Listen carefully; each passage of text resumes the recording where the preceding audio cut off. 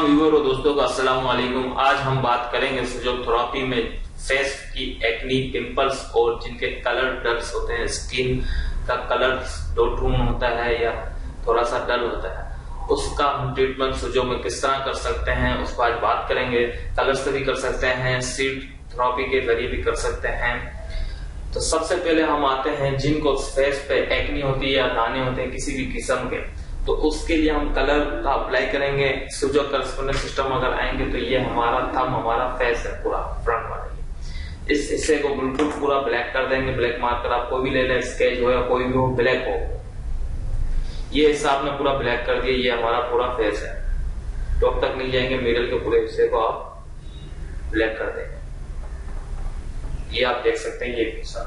इसके बाद ये वाला जो इंसेक्ट सिस्टम में ये हमारे सारी फिंगर के ये फ्रंट का हिस्सा, ये हमारा फेस है, तो इसको भी हम ब्लैक कर देंगे।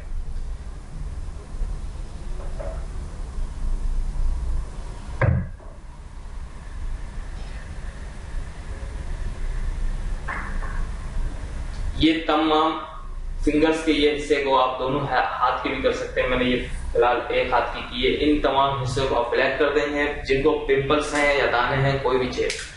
इसके साथ साथ आपकी फेस का जो स्किन है वो डल सी होना शुरू हो गई है दानों की वजह से, तो उसके बाद उसके लिए हम सीड का भी यूज कर सकते हैं। सीड में हम रायदाने का भी यूज कर सकते हैं। ये रायदाने आप देख सकते हैं, ये टेप पे आपने चिपका लिया और उसी हिस्से को अप्लाई कर देंगे फेस के जहां पे आपने कलर लगाया है। ये सिर्फ थंब पे भी अप्लाई कर दें तो काफी है।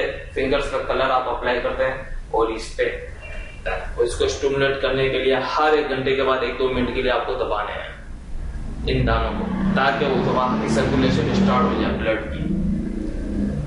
और जिनकी ऑयली स्किन है उसके लिए ये अलसी के बीज होते हैं, वो लेंगे, वो इसी एरिया को अप्लाई कर देंगे थंबपेट के इसी हिस्से में। जिनकी ऑयली स्किन है, जिनकी वजह से दाने और एक्नी बढ़ती जा रही है, रुक नहीं है, यहाँ पर अप्लाई कर देंगे।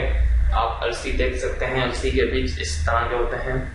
इसको दबाने की जरूरत नहीं है, ये अपना काम खुद करेंगे ताकि ये वहां की ऑयली जो स्किन है उसको डिक्रीज करने में ये बड़ा इफेक्टिव है, अलसी के बीज। इसके बाद हम आते हैं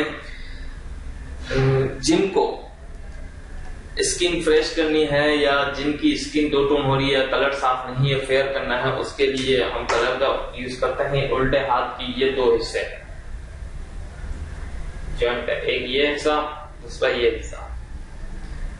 ग्रीन कलर स्केच पेन कोई भी ले लें, मार्कर ले लें, कोई भी 1, 2। इसके बाद हम आते हैं ये थंब का बैक हिस्सा है, जो सेकंड जॉइंट है उसका बैक का, उसको भी हम ग्रीन कर देंगे दोनों हाथ के इस हिस्से को। ये सिर्फ लेफ्ट हैंड पे अप्लाई होंगे ये 2 डॉट्स, और ये दोनों हैंड के ये हिस्से में अप्लाई होंगे ग्रीन कलर। ये स्किन का कलर भी फेयर करेगा, और जिनकी 2 टोन स्किन हो चुकी है उनके लिए भी बड़ा इफेक्टिव है। इसके बाद हम आते हैं एनर्जी फ्लो सिस्टम की तरफ। तो स्किन का ताल्लुक हमारी लंग मेरिडियन से है, उसकी ड्राइनेस एनर्जी को हम इंक्रीज करने के लिए हमारी ये देखें आप, इन मेरिडियन है लंग्स, ये 2 लाइन जब चेंज हो रही है इसके अंदर की साइड थोड़ी सी हम ब्राउन कलर से ब्राउन कर देते हैं, ठीक है। इसके बाद ये आपने ब्राउन कर दिया। इसके बाद हम आते हैं स्टोमक एनर्जी की तरफ। जिनको पिंपल्स वगैरह होती हैं, इनकी बॉडी में हीट ज्यादा होती है, हीट एनर्जी बढ़ चुकी है, तो हम स्टोमक में जाके उसको कम करेंगे। कोल्डनेस के कलर के लिए ब्लैक कलर लेंगे हम, उसकी एनर्जी को डिक्रीज करने के लिए।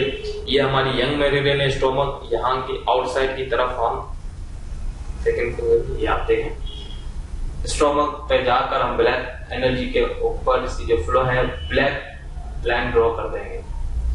ये 2 हो गए आपके लंग्स और स्टोमक। जिनको काफी अरसे से क्रॉनिक है ये पिंपल्स या एक्नी, या उनको तो तकरीबन आपको 15 to 30 डेज कंटिन्यूस यूज करना पड़ेगा, इन तमाम चीजों को अप्लाई करना पड़ेगा। तो कलर का है इशू और ये जो फेयर करना चाहते हैं वो तकरीबन 30 to 45 डेज ये कलर्स अप्लाई करेंगे, उसके बाद रिजल्ट आना स्टार्ट हो जाएगा। इसी दुआ के साथ अल्लाह ताला मुझे और आपको सेहत और तंदुरुस्ती दे, आमीन। अल्लाह हाफिज।